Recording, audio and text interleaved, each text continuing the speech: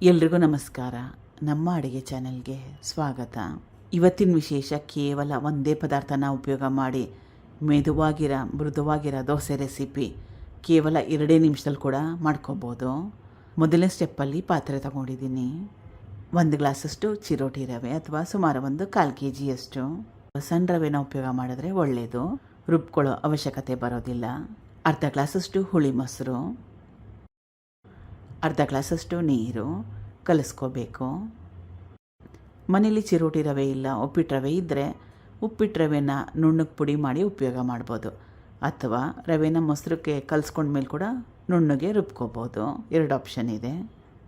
ಕಲಿಸ್ಕೊಂಡಿದ್ದಾಗಿದೆ. ಈ ಹಿಟ್ಟನ್ನ ನೆನೆಸ್ಕೊಳ್ಳೋ ಅವಶ್ಯಕತೆ ಇಲ್ಲ. ಚಿರೋಟಿ ರವೆ ಸಣ್ಣ ರವೆನ ಉಪಯೋಗ ಮಾಡಿರೋದ್ರಿಂದ ಬೇಗನೆ ಹೊಂದ್ಕೊಂಡ್ಬಿಡುತ್ತೆ.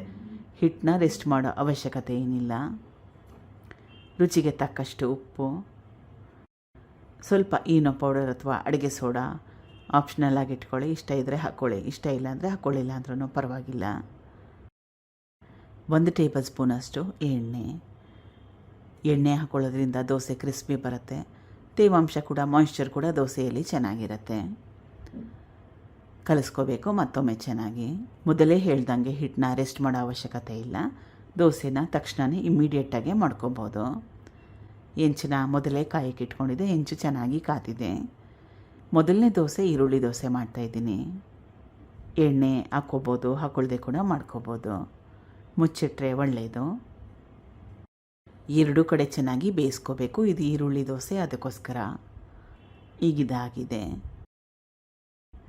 ನೆಕ್ಸ್ಟ್ ದೋಸೆ ಪ್ಲೇನ್ ದೋಸೆ ಅಥವಾ ಸಾದಾ ದೋಸೆ.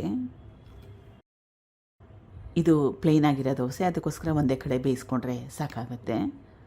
ಟ್ರೈ ಮಾಡಿ ನೋಡಿ. ಮನೇಲಿ ದೋಸೆ ಇಟ್ಟು ಇಡ್ಲಿ ಹಿಟ್ಟು ಟೈಮ್ ಇಲ್ಲದಿದ್ದಾಗ ಇದು ಒಂದು ಒಳ್ಳೆಯ option. Thank you for watching. ಧನ್ಯವಾದಗಳು.